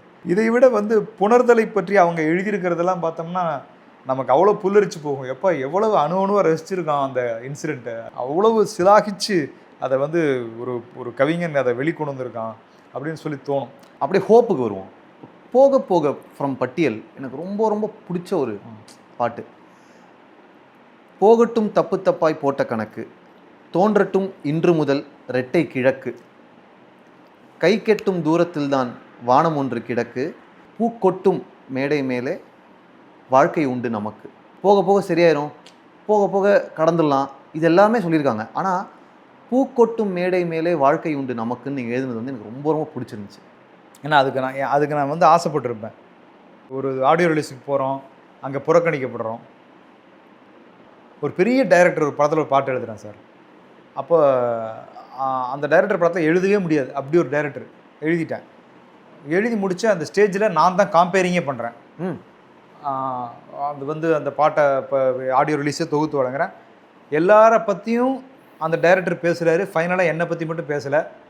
விழா முடிஞ்சிருச்சு. விழா முடிஞ்சிடும், ஐயோ விஜய் நான் உன்னை மறந்தே போயிட்டேன், என்னால் மறந்தே போயிட்டேன், வெரி சாரி அப்படின்னு சொல்லிட்டு அப்படியே இறங்கி போயிட்டேன். இது ஒன்று மட்டும் நடக்கலை, இது மாதிரி நிறைய. ஸோ இதுக்கு ஒரு பின்னால் இவ்வளோ பெரிய உழைப்பு இருக்குது. ஒரு பாட்டுன்றது வெறும் பாட்டு கிடையாது, அதுக்குள்ளே ஒரு வரிகள் எழுதுறதுக்காக ஒருத்தன் வந்து அவ்வளோ தூரம் ஒரு பயிற்சி பண்ணி தன்னுடைய வாழ்க்கையை அதில் அர்ப்பணித்து அதுக்கப்புறம் தான் ஒரு பாட்டு எழுத வரான். அவன் யாராவாக இருக்கட்டும், அவன் விருது வாங்கினா வாங்கலை எவனோ, ஆனால் அந்த பாட்டு எழுதுறதுக்கு நான் ஒரு மெனக்கெட்டு பண்ணி அவனுடைய ஜீவன் அதில் கரைச்சிருக்கான்ல, அதில் அவனுடைய லைஃப்பை அதுக்குள்ளே போட்டிருக்கான். ஸோ அந்த பாட்டு வந்து இன்றைக்கி ரிலீஸ் ஆகுது, ஒரு மேடையில் பாடப்படுதோ அல்லது வந்து வெளியிடப்படுதோ. ஆனால் அந்த பாடல் எழுதப்பட்டவனை பற்றி இங்கே யாருமே பேசலை, யாரும் பேச மறுக்கிறாங்க அல்லது வந்து மறக்கிறாங்க. அப்படிங்கிறத வந்து என்னால் இன்றைக்கி வரைக்குமே அதை ஏற்றுக்கவே முடியாத ஒரு ரணம் அது. அதனாலேயே நான் எழுதுகிற படம்னு மட்டும் இல்லை, எந்த ஆடியோ விழாக்களுக்கும் போகிறதில்லன்னு முடிவு பண்ணிட்டேன். நீ என்ன மறுதளிக்கிறது, இந்த விழாவே எனக்கு தேவையில்லை. நான் ஒரு பெரிய படத்துக்கு பாட்டு எழுதுகிறேன், மிகப்பெரிய உச்ச நட்சத்திரங்கள் இருக்காங்க, அந்த படத்தில் அந்த பாட்டை தான் உலகமே கொண்டாடிட்டு இருக்கு. அந்த பாட்டை நான் எழுதின பாட்டை நான் தெரியாமல் என்னுடைய குழந்தைங்களையும் கூட்டிகிட்டு போயிட்டேன். அந்த ஸ்டேஜில் என்னை கூப்பிடவே இல்லை. சமீபத்தில் நடக்குது இது. அப்போது நான் பார்க்குறேன், என்னுடைய பசங்க பார்க்குறேன், எனக்கு நான் கூப்பிடப்படலைங்கிறத விட என் பசங்க என்ன நினைப்பாங்க அப்படிங்கிற எனக்கு ஒரு வேதனை. அது இதுக்கப்புறம் எந்த ஆடியோ விலைக்கே வர்றதில்லை போ. ஏன்னா என்னோடய வரிகள் எல்லாருமே அதை அந்த பாட்டை பற்றி பேசுகிறாங்க. பாட்டை எழுதினவனை பற்றி யாரும் பேசலை. அந்த பாட்டை எழுதினவன் பேசுகிறதுக்கான வாய்ப்பு அங்கே மறுக்கப்படுது அல்லது மறக்கப்படுது, ஏதோ ஒன்று அங்கே நடக்குது. இந்த ரணங்கள் இருக்குல்ல, இதெல்லாம் தான் அந்த வரிகள் ஏற்படுத்தியிருக்கு. எனக்கு வேணும், எனக்கு இவ்வளோ பெரிய ஒரு அங்கீகாரம் வேணும், நான் கேட்ட சிம்மாசனம் இது இல்லை, நான் இருக்கிற கோட்டை பத்தில் எனக்கு, இதை நான் ஒரு எறும்பு வாழ்கிற அளவு ரொம்ப சின்னதாக இருக்குது, எனக்கு இன்னும் பெருசாக வேணும், ஏன்னா நான் அவ்வளோ செஞ்சுருக்கேன். எஃபர்ட் இருக்குல்ல. ஆமாம். ஸோ அந்த எஃபர்ட்டுக்கு நீங்கள் மதிக்க தெரியல உங்களுக்கு. எனக்கு இந்த 2 வரி பயங்கர ஹோப் கொடுத்துச்சு. பூக்கொட்டும் மேடை மேலே வாழ்க்கை உண்டு நமக்கு அப்படின்றது, இந்த உலகமே ஒரு நாடக மேடைன்னு ரொம்ப நெகட்டிவாக நிறைய பேர் சொல்லியிருக்காங்க. நெகட்டிவாகவும் எடுத்துக்கலாம், இல்லைனா ரொம்ப ஹோப்லெஸ்ஸாகவும் எடுத்துக்கலாம். இந்த உலகமே ஒரு நாடக மேடை, நம்ம எல்லோரும் நடிகர்கள் தான். இப்போ வேர்ல்டு இஸ் ஸ்டேஜ்ன்றதை வெவ்வேறு இடங்களில் நம்ம வந்து ஹோப்லெஸ்ஸாக கேட்டிருக்கோம். ஆனால் ஃபார் த ஃபர்ஸ்ட் டைம் பூக்கொட்டும் மேடை மேலே வாழ்க்கை உண்டு நமக்கு. இந்த பூமி வந்து ஒரு மேடையாக நம்ம எடுக்கிறோன்னா தினம் பூ கொட்டிட்டு தானே இருக்குது. ஆமாம். பூ கொட்டுற இந்த மேடை மேலே நம்ம வாழ்ந்துகிட்டு இருக்கோம்னு நீங்கள் சொன்ன மாதிரி எனக்கு ஹோப்ஃபுல்லாக இருந்துச்சு. நிச்சயமா ரொம்ப நல்ல விஷயந்தான். அதுவும் அந்த பாட்டே எனக்கு ரொம்ப பிடிச்ச ஒரு தத்துவார்த்தமான பாட்டு. போக போக பூமி விரிகிறது, அதுக்கு முடிவே கிடையாது, நீ போயிட்டே இருக்கலாம், நடந்துகிட்டே இருக்கலாம் அப்படின்னு ரொம்ப அழகாக யுவனுக்கு ரொம்ப ரொம்ப பிடிச்ச ஒரு லிரிக்ஸ். ரொம்ப ரசித்து அதை வந்து அன்றைக்கி அதை பதிவு பண்ணோம். சுட்டா சூரியனை பாட்டு இருக்குல்ல, நம்ம கையெழுத்து மின்னலாச்சு வானத்தில். ஆமாம். அதை எழுதுனது வந்து ஒரு பீக் மேட்னஸ். ஐ திங்க் அங்கே தான் இப்போ நீங்கள் சொன்ன ஆதங்கம் வெறியெலாம் வெளில வந்துருச்சுன்னு நான் நினைக்கிறேன். நிஜம்தான். ஏன்னா நம்ம நிறைய பேர் வந்து எழுத்தை வந்து சாதாரணமாக கடந்து போயிடுறாங்க. அப்போ எழுத்தையே சாதாரணமாக கடந்து போகும்போது அவங்க எழுத்தாளனை வந்து மதிக்க மனசு இல்லாமல் இல்லை, தெரியல. சமூகத்தில் இருக்கிற பெரும்பான்மையான பேருக்கு வந்து திரையில் நடிக்கிறவங்களுக்கு மேலே செலுத்துகிற மரியாதைகளை தான் அவங்களுக்கு பெருசாக நினைப்பாங்க. அதுக்கு பின்னால் இருக்கிற டெக்னீஷியன்ஸு, அதுக்கு பின்னால் குறிப்பாக ஒரு எழுத்து சார்ந்தவன், அவங்கள வந்து அவங்களுக்கு அவன் மதிக்கிறதுக்கான ஒரு ஆளாக அவங்க கருதல். ஆனால் எல்லாமே அழிஞ்சு போயிடும். ஒரு படம் 100 தடவை பார்ப்பியா? பெரிய காவியமாகவே இருக்கட்டும் ஒரு படம், அந்த ஒரு படத்தை 100 தடவை பார்த்துட்டீங்க, அதுக்கப்புறம் பார்க்க முடியாது. ஆனால் ஒரு அந்த படத்தில் இருக்கிற ஒரு வசனம் அது உன் மனசில் இருந்துகிட்டே இருக்கும். அல்லது அந்த படத்தில் இருக்கிற ஒரு பாட்டு உன் மனசில் இருந்துகிட்டே இருக்கும். அந்த பாட்டில் இருக்கிற வரிகள் உன் மனசில், அதுக்கு மட்டும் காலமே கிடையாது. மலர்ந்து மலராத பாட்டை இன்றைக்கும் பேசிகிட்டு இருக்கும். 60 வருஷம் 70 வருஷம் ஆயிடுச்சு, இன்னும் பேசிகிட்டு. இப்போ நீங்கள் பேசிகிட்டு இருக்கிற வரிகளை இன்னும் 50 வருஷம் கழிச்சு யாரோ ஒருத்தர் வந்து கண்டிப்பாக பேசுவாங்க. ஸோ அப்போ நிலைத்து இருக்கிறது வந்து காலத்தை கடந்து போகிறது, கண்ணுக்கே தெரியாமல் போகிறது வந்து எழுத்து தான். மீதி எல்லா நட்சத்திரம் மறைஞ்சிரும். அன்னைக்கு இருக்கிற நடிகர்கள்லாம் எங்கே இருக்காங்க? அன்னைக்கு இருந்த ஒரு நான் பேர்லாம் இதே மறுபடியும் அதை சொன்னதான் வாலி சாரே சொல்லியிருக்காரு. ஒரு ஹீரோயின் வராங்கன்னா ஹீரோஸ் வந்து காத்திருப்பாங்க அந்த பொண்ணை வரவேற்கிறதுக்கு. ஒரு ஹீரோயின் வர்றதுக்கு அந்த பீரியடில் ஹீரோஸ் வந்து 2-3 பேர் வந்து வெயிட் பண்ணுவாங்க. யாரை கூட இவங்க மேடையில் நம்ம ஸ்டேஜில் வர. ஒரு நாள் அந்த ஹீரோயின் யாருமே இல்லாமல் ஒரு அனாதையாக இறந்து போகிறாங்க. ஸோ அந்த ஃபேடு வந்து அவங்களுக்கு எவ்வளோ சாதாரணமாக நடந்து போயிடும். ஆனால் ஒரு எழுத்து மட்டும் இல்லை, அது எப்போ மரியாதையோடவே இருந்துட்டு அந்த மரியாதை யாரெல்லாம் மதிக்க போகிறாங்க அந்த மரியாதை அது குறையவே குறையாது, ஏறிட்டு தான் அது அப்படியே போயிட்டே இருக்கும். ஸோ அந்த அப்படிப்பட்ட எழுத்தை எழுதிய படைப்பாளியை மதிக்கிறதுக்கு இந்த சமூகத்துக்கு வந்து தெரியல, பாவம்தான். வரிகளை ரசிக்க தெரியல, வரிகளை ரசித்தவனுக்கு ஒரு பாராட்டு தெரிவிக்க தெரியல. நீ என்ன ஒரு இசை ரசிகனாக இருக்க முடியும்? நீ வெறும் அங்கே இருக்கிற டெக்கரேஷனை விரும்புகிற, அவ்வளோதான். உனக்கு அதுக்கான நாலேஜே இன்னும் ஏறலை. நீ எப்படி ஒரு சிறந்த ஒரு பாடலுடைய ரசிகனாக மாற முடியும்? நீ மாதிரியான ஆட்கள் நிறைய இருக்க எப்படி சிறந்த பாடல் வரும்? உன்னை பூர்த்தி பண்ணுறதுக்கான ஒரு தாள குப்பை தான் வந்து அமையும். கொண்டாடப்படாத ஒரு எழுத்தாளன் எப்படி வந்து உன்னை கொண்டாட வைக்கிற அளவு ஒரு பாட்டை எழுதுவான்? அதனால தான் இப்படி போயிட்டுருக்கு. இது இன்னும் மலிந்து போகும், இன்னும் மலியும், இன்னும் நெளியும், இன்னும் அப்படியே ஒன்றுமே இல்லை. இனிமேல் சினிமா பாட்டுங்கிறது தமிழ் சினிமாவில் இனிமேல் கேட்கவே தேவையில்லைங்கிற அளவுக்கு இது போகும். இது நான் சொல்லலை, இது ஹிந்தியில் இருக்கிற ஒரு டைரக்டர் சொல்லிட்டான். ஆமாம், தமிழ் சினிமாவுடைய பாடல் வரிகளின் தரம் தாழ்ந்து போச்சு அப்படின்னு சொல்லி ஒரு வன்னிய மொழியிலேருந்து ஒருத்தன் சொல்கிறான். இது ஏன் அப்படின்னா, யாருக்கும் எழுத தெரியாமலாம் கிடையாது. இவ்வளோ நான் மட்டும்தான் பா விஜய் தான் எழுதுவேன், இல்லை இவர் மட்டும்தான் எழுதுவார், அவங்களாம் நல்லாவே எழுதலைங்கிற நான் ஆள் காட்டி குற்றமே சுமத்தலை. நல்லா எழுதும்போதான தோள் தட்டியோ கைத்தட்டியோ விட மறுக்கிற ஒரு சமூகம் இருக்கும்போது அந்த சமூகத்துக்கு என்ன தேவையோ அந்த குப்பை தான் மறுபடியும் வந்து விடும். ரசிக்கிறவங்க அந்த படைப்பாளிகளையோ அல்லது எழுதினவனையோ அவனை உச்சி முகர்ந்து கொண்டாடினால் மட்டும்தான் பெரிய பெரிய படைப்புகள் வெளிவர ஆரம்பிக்கும். ஏதேதோ எண்ணங்கள் வந்து பாட்டில் ஒரு லைன் எனக்கு ரொம்ப ரொம்ப பிடிக்கும். விரலில்லா மலர்கள் என்னை வந்து வருடியதே, காலில்லா காற்று என்னை தேடி தடவியதே, சிறகில்லா மேகமும் என்னை மோதுதே. ஓகே, நகமில்லா இரவுகள் என்னை மட்டும் கீறியதேன்னு ஒரு லைன் இருக்கு. பயங்கர பெயின்ஃபுல்லாக. நான் ஒரு தடவை கேட்டு டக்குன்னு கண்ணில் தண்ணி வந்துச்சேன். நிச்சயம் இதெல்லாம் வந்து நான் வந்து ஒரு அனுபவித்த வரிகள் தான். இந்த மாதிரியான வரிகள்லாம் எனக்கு யுவனோட தான் கனெக்ட் ஆகும். நிறைய யுவன் பாட்டில் தான். ஏன்னா யுவன் கிட்ட என்ன ஒரு பெரிய ஒரு ப்ளஸ்னா, ஒரு டியூனை கொடுக்குறதோட யுவன் வந்து நிறுத்திப்பா. அப்படி எனக்கு இந்த மாதிரி ஒரு வரி வேணும்னா, எனக்கு இப்படி ஒரு மீனிங் வேணும் அப்படிங்கிற ஒரு ஐடியா இன்புட்டே தரமாட்டார். அதாவது எங்கூட நான் பழகின வரைக்கும் அவர் மற்றவங்களுக்கு எப்படி தெரியாது. இப்போ என்கிட்ட டியூன் கொடுக்குறேன் அவ்வளோதான். அது மாதிரி நான் என்ன எழுதுகிறோமோ அதோட சரி, அவ்வளோதான். அதுக்கப்புறம் இது வேண்டாம், இதுக்கு பதிலாக வேற ஒன்று வச்சுக்கலாமா, இந்த டிஸ்கஷனும் இருக்காது. இவன்ட்டு நமக்கு முழு சுதந்திரம் இருக்கும். அதனால் நம்ம என்ன வேணாலும் மனசுக்கு என்னெல்லாம் எழுதணும், எங்கெல்லாம் எழுத முடியல, எங்கெல்லாம் மறுக்கப்பட்டது, இந்த மாதிரியான சிந்தனைகளை தாட்ஸ் எல்லாம் கொண்டு வந்து எழுதுகிற இடம் தான் இவனுடைய மியூசிக்காக இருக்கும். ஆஹா. ஸோ அப்படி தான் இந்த பாட்டெல்லாம் உருவாச்சு. அப்போ நான் வந்து இங்கே சென்னைக்கு வந்து புதிதில் நான் அனுபவித்த சில அந்த நகமில்லா இரவுகள், அது எப்படிலாம் கீறிச்சுங்கிறது எல்லாத்தையும் ஒரு மனதுக்குள்ளே ஓடி இருக்கும்ல. ஸோ அதனுடைய வெளிப்பாடாக தான் இருந்திருக்கும் இந்த பாட்டில். யார் பெற்ற மகனோ எழுதின எக்ஸ்பீரியன்ஸ் பற்றி சொல்லுங்கள். ஆக்சுவலாக அதுதான் நான் முதல் முறை அனிருத்துக்கு எழுதுகிற பாட்டு.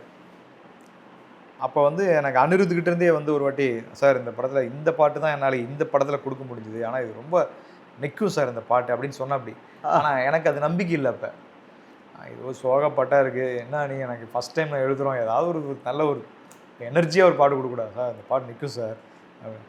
சரி வழக்கமாக சொல்கிறது தான் அப்படின்னு சொல்லிட்டு அப்படி தான் அந்த பாட்டை எழுதணும். எழுதி முடிச்சுன்னா அனிருத்து ஃபோன் பண்ண. அப்படி சார் சூப்பர். அனிருத் கிட்ட ஒரு பெரிய ஒரு சூப்பரான ஒரு இந்த தகுதி என்ன இருக்குன்னா, பாட்டு எழுதி முடித்தோடனே உடனே நம்மக்கிட்ட லைனுக்கு வரும். அப்படி சார் தெரிக்குது சார், இந்த லைன் சூப்பர். அதாவது ஒரு ரசிகன் வந்து இப்போ நீங்கள் சொல்கிறீங்கல்ல, இந்த இடத்துல நான் வந்து மனசுக்குள்ளே கிளாப் பண்ணேன், இங்கே எனக்கு வந்து ஒரு ஒன்று ரைஸ் ஆச்சுன்னு சொல்கிறீங்கல்ல, இந்த எக்ஸ்பீரியன்ஸை ஃபஸ்ட்டு நம்மகிட்ட ஷேர் பண்ணிவிடும். அப்படி சார் இந்த வரிகள் வந்து செம்ம சார், உங்கள் சிக்னேச்சர் சார் அப்படின்னு சொல்லி so I am back again back any அப்படின்னு சொல்லுவேன். Sir your always in friends sir அப்படி தான் இருக்கும் அவருடைய இது.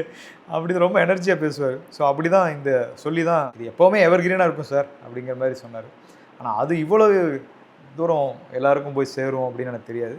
அடி வேர் தந்த வேர்வைக்கு ஈடு இல்லையே, இந்த ஊர் பூக்கும் நேரத்தில் நீ இல்லையே. சூப்பருங்க இது. ஆமாம். அகைன் இது வந்து எனக்கு வேறு வேர்வைன்னு வச்சாலே எனக்கு பாலி சார். ஆமாம். எந்த வேர்வைக்கும் வெற்றிகள் வேர்வைக்குமே, உன்னை உள்ளத்தில் ஊர் வைக்குமே. அவருடைய நம்ம பாதிப்பும் அவருடைய இன்ஸ்பிரேஷனும் இல்லாமல் நம்ம இருக்க முடியாது. ஏதோ ஒரு இடத்துல நமக்கு அவர் வந்து அந்த திரி அணையும் போதெல்லாம் ஒரு துலாக்கோலாக இருந்து தூண்டிக்கிட்டே இருப்பார். இன்னொரு முக்கியமான அனிருத் பாட்டு பாரா. பாரா வீரா விழுப்புன் அலங்காரான்னு எழுதுனீங்கல்ல. நான் ஒரு நாள் ரேடியோ தான் கேட்பேன், வெவ்வேறு பாடல்கள் ஓடிட்டே இருந்துச்சு. இந்த பாட்டு வந்துச்சு, எனக்கு தெரியாது இந்த பாட்டு ரிலீஸ் ஆகிடுச்சின்னு. அந்த பாட்டுக்கு இந்த பாட்டு நல்லா இருக்கே, லிரிக்ஸ் வேறையாக இருக்கே, யாராக இருக்கும் பார்த்தா நீங்கள் தான் எழுதிருக்கீங்க. I felt very happy. நீங்கள் பாரா பாட்டு நீங்கள் டெலிவர் பண்ணது வந்து ரொம்ப ரொம்ப ரொம்ப ரொம்ப சந்தோஷமாக இருந்துச்சு. பயங்கர பவர்ஃபுல்லான ஒரு பாட்டு. பாரா வந்து உண்மையிலேயே ஒரு பெரிய அளவில் கொண்டாடப்பட்டிருக்க வேண்டிய ஒரு பாட்டு. ஆனால் உண்மையிலேயே நான் எவ்வளோ வெரைட்டி ஆஃப் பாட்டு எழுதியிருந்தாலும், வகையான பாடல்கள் எழுதியிருந்தாலும், இயற்கை காதல், இந்த வீரத்துக்கான பாட்டு மறுபடியும் இங்கே தான் எழுதுகிறேன். இன்னும் என்ன தோழா வந்து அது ஒரு வேற ஒரு வகையான ஒரு வீரம். ஆனால் இங்கே தான் வந்து உண்மையிலேயே என் தாய்மண் மேல் ஆணை இது தமிழ்மானத்தின் சேனை. அதுக்கப்புறம் தான் அந்த முக்கியமான வரி இருக்கிறார், வெள்ளை ரத்தம் தொட்டு என் வாளில் ஏற்று சாணை, ரத்தத்தில் சாணை ஏத்துறா அப்படின்னு சொல்லி அந்த வரி. வெள்ளை ரத்தம். ஆமாம், வெள்ளைக்காரனுடைய ரத்தத்தில் அப்படின்னொன்னே அதெல்லாம் சங்கர் சார்லாம் அப்படி கொண்டாடிட்டார் அந்த வரியெல்லாம். அப்படியே அவ்வளோ மகிழ்ச்சி அடைஞ்சிட்டார் அன்னைக்கு அந்த பாட்டு எழுதும்போது. அவர் எப்போவுமே வரிகளை வந்து அப்படி ரசிப்பார் சங்கர் சார். அவர்கிட்ட பாட்டு எழுதும்போது நமக்கு ரொம்ப சந்தோஷமாக இருக்கும். ஏன்னா அந்த ரசிகன் ரசிக்க முடியாத அளவுக்கு அவர் ரசிச்சிருவார். அதுவே நம்ம சாட்டிஸ்ஃபை பண்ணுறாரு. இனிமேல் இந்த பாட்டை பற்றி யாரும் பாராட்ட வேண்டாம்ப்பா, அவ்வளோ மனசு வந்து உங்களுக்கு நிறைஞ்சு. இப்போ நீங்கள் அந்த பாரா பாட்டை பற்றி சொல்கிற அந்த சிலாகிப்பு தான் என்னுடைய உற்சாகத்தை அதிகப்படுத்துது. ஓகே, இது இன்னும் இல்லை, இந்த மாதிரியான பாட்டுகள் இது சாகாது. அது யாரோ ஒருத்தர் இந்த வந்து அதை சாகும் போதெல்லாம் யாரோ ஒருத்தர் அதை உயிர் கொடுத்துட்டே இருக்காங்க. அந்த பாட்டை யாரோ பேசுகிறாங்க. அப்போ இது காலத்தில் வந்து கண்டிப்பாக இன்னும் ஒரு 50 வருஷம் கழித்து இந்த மாதிரி ஒரு பாட்டு எழுத யாருமே இல்லை அப்படிங்கும்போது இந்த பாட்டை தான் எக்ஸாம்பிளாக கொண்டு வந்து கொடுப்பாங்க. இப்படி ஒரு பாட்டு அன்றைக்கி வந்துச்சு, அந்த மாதிரி ஒரு பாட்டு இப்போ வேணும் அப்படின்னு இந்த பாட்டு தான் எக்ஸாம்பிள் ஆக போகுது. உள்ளத்தில் நல்ல உள்ளம் உறங்காது என்பது அப்படின்னு சொல்லி கண்ணதாசன் எழுதுறாரு. அது ஏன் அந்த பாட்டு உதாரணமாகுதுன்னா, மனிதன் எழுதின பாடல் எல்லாம் இருக்குது. இங்கே வந்து கடவுள் பாடுறான். மனிதன் கடவுள் நோக்கி பாடின பாட்டுக்கு எத்தனையோ சொல்கிறோம். அம்மனை பார்த்து பாடுறோம், முருகரை பார்த்து பாடுறோம், நிறைய எக்ஸாம்பிள் சொல்லுவீங்க. கடவுளே பாட போகிறேன் அப்போ அது எழுது அப்படின்னா ஒரு கவிங்க என்ன ஆகும்? நான்லாம் பிறன்ட்டேன், என்னடா இதுக்கு என்னடா எக்ஸாம்பிள் இருக்குன்னு தேடுறேன் நான். அங்கே பார்த்தா ஒன்றே ஒன்று தான் இருக்குது. உள்ளத்தில் நல்ல உள்ளம் உறங்காது என்பது வல்லவன் வகுத்ததான்னு கண்ணதாசன் எழுதியிருக்கிறார். அப்பா இவ்வளோ பெரிய பாட்டா, ஒரு இறைவனே பாடுற பாட்டா இது? அப்போ எழுதினவன் என்ன ஒரு இறைவனாக இருந்திருப்பான். அவனால தான் எழுதியிருக்கான், படைத்ததினால் என் பேர் இறைவன் ஒருத்தவன் எழுதுறான்னா அவனுக்கு எவ்வளவு கெத்து இருந்திருக்கணும். நான் வந்து புலவர் பாலசுப்ரமணிய ஐயா அப்படிங்கிறவர்கிட்ட தான் நான் இலக்கியமும் இலக்கணமும் படித்தேன். ஸோ அப்போ தான் வெண்பா எழுதுறது, அரிசீர் விழுத்தம், எண்சீர் விழுத்தங்கள், அப்புறம் இலக்கியங்கள் பாரதிதாசன் பற்றிய. அப்போ வந்து எனக்கு இலக்கியத்தில் மேலே பெரிய காதல் ஏற்பட்டு, அப்போ நான் படிக்கும்போது கணைக்கால் இரும்புரைன்னு சொல்லி ஒரு மன்னன் இருக்கான். அந்த மன்னனுடைய பெரிய இது என்னென்னா, புகழ் என்னென்னா, 1000 விழுப்புண் வந்து அவன் வந்து முகத்தில் தாங்கியிருந்தான். எக்ஸாக்ரேஷனை கூட இருந்திருக்கலாம். அதுதான் அவனுக்கான டெக்கரேஷனாக அவன் வந்து கருதுறான். என்னுடைய அலங்காரமே என்னுடைய முழுக்க புண்ணு தழும்பு, இதுதான் என்னுடைய அழகு அப்படின்னு வந்து ஒரு புலவன் வந்து எழுதுகிறான் கணைக்கால் இரும்புரையை பார்த்து. அதுதான் எனக்கு இங்கே ஆகும், விழுப்புண் அலங்காரா அப்படிங்கிறது பின்னால் கணைக்கால் இரும்புரை தான் இருக்கார். நம்ம டிஸ்கிரிப்ஷன் இது எவ்வளோ பவர்ஃபுல்லான டிஸ்கிரிப்ஷன். நைஸ். இளையராஜா அவர்கள்லேருந்து ஏஆர் ரஹ்மான் இப்படி எவ்வளவோ ஜென்ரேஷன்ஸ் கடந்து வந்து அனிருத் இப்போ சாய் அபியங்கர் வரைக்கும் நீங்கள் கொலாபரேட் பண்ணிட்டீங்க. So collaborating with Sai Abhyankar இந்த ஜென்ரேஷனுடைய டேலண்ட் எப்படின்னு சொல்லுங்கள்.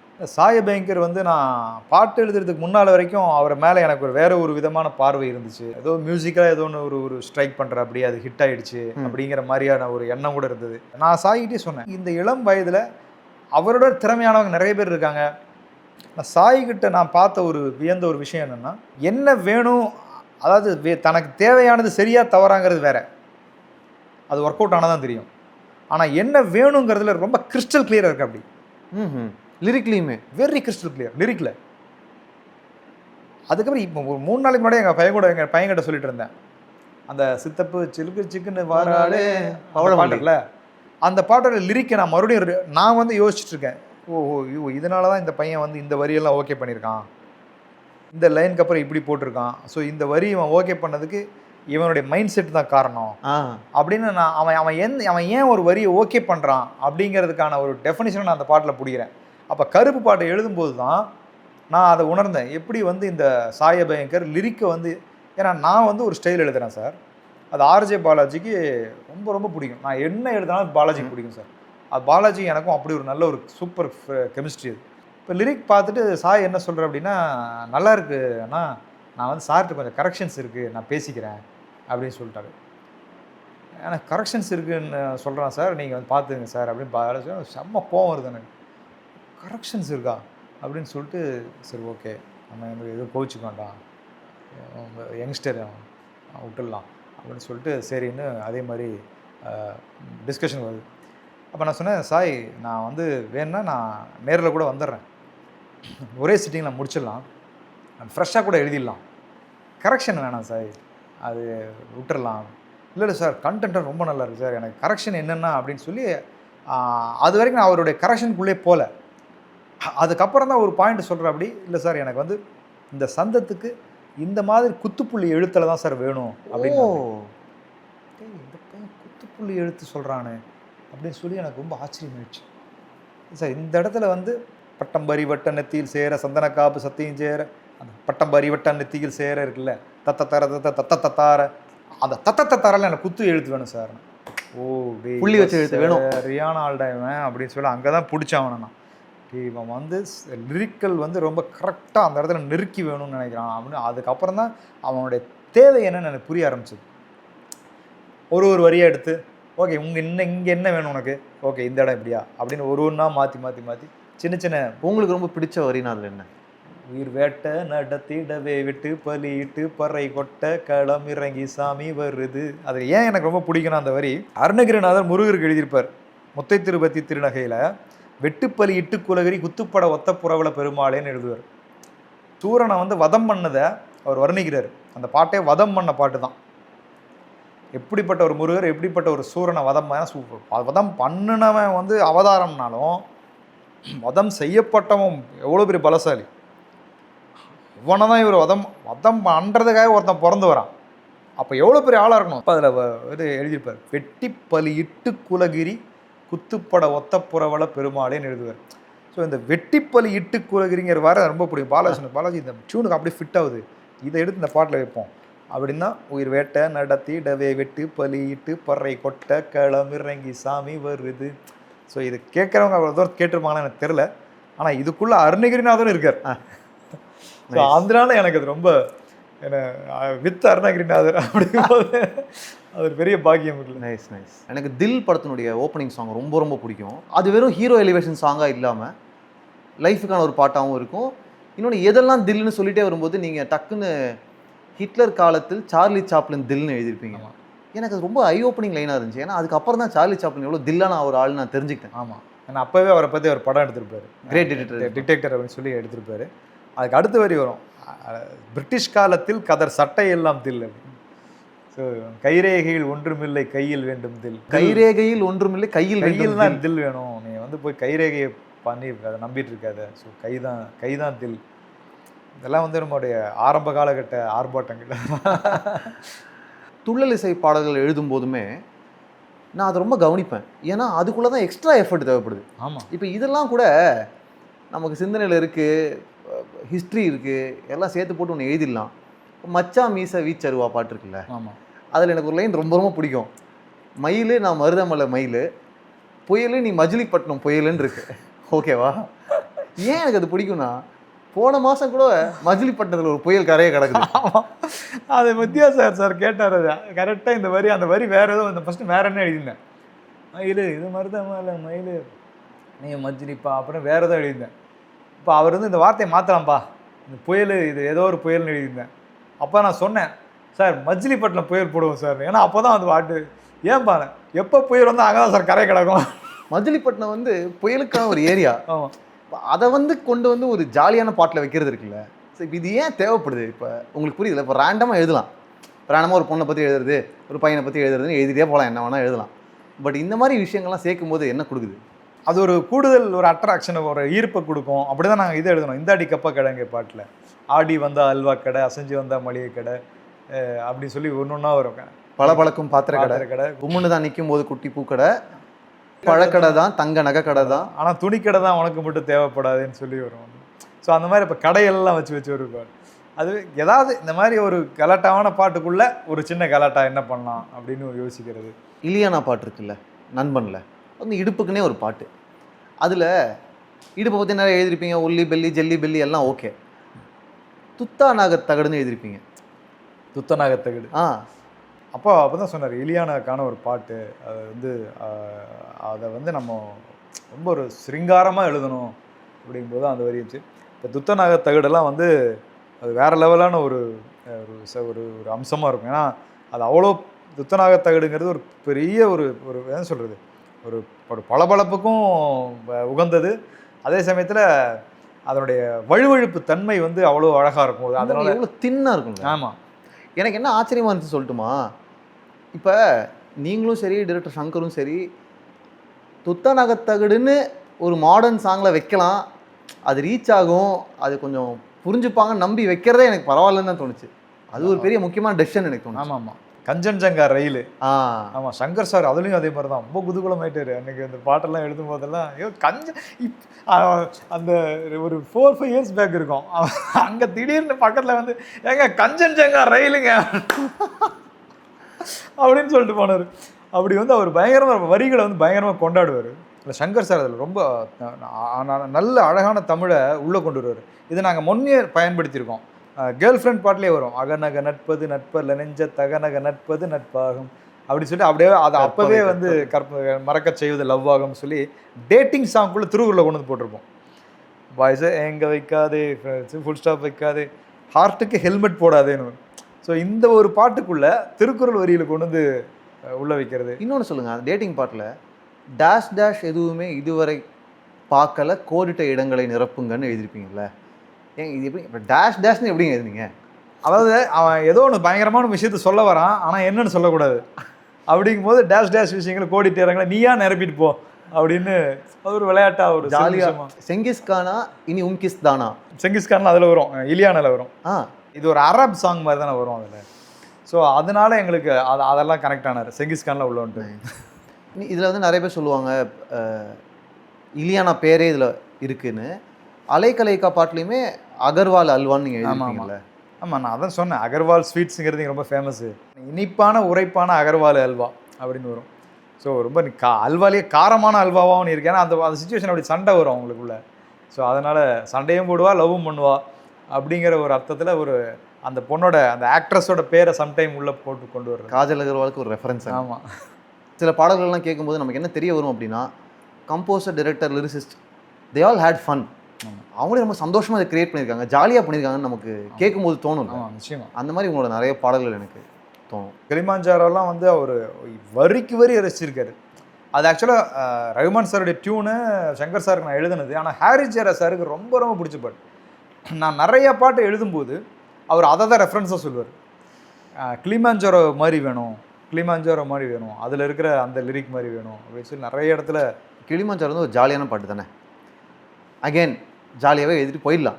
ஆனால் அதில் திடீர்னு ஒரு சின்ன ஒரு ஹை எங்கே எனக்கு வந்துச்சு அப்படின்னா, பச்சை பசும்புல் நீ ஆனால் புலி புல் தின்னுமே என்ன குத்தம்.